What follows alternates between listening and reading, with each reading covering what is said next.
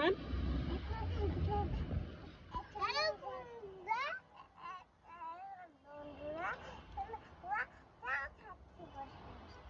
আচ্ছা, চাটা কেমন ছিল?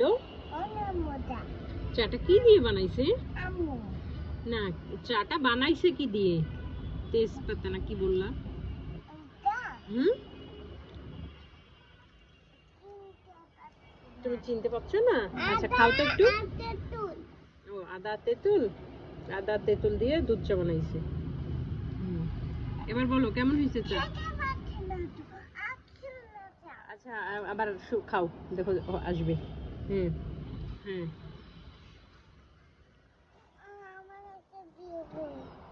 কেমন চা?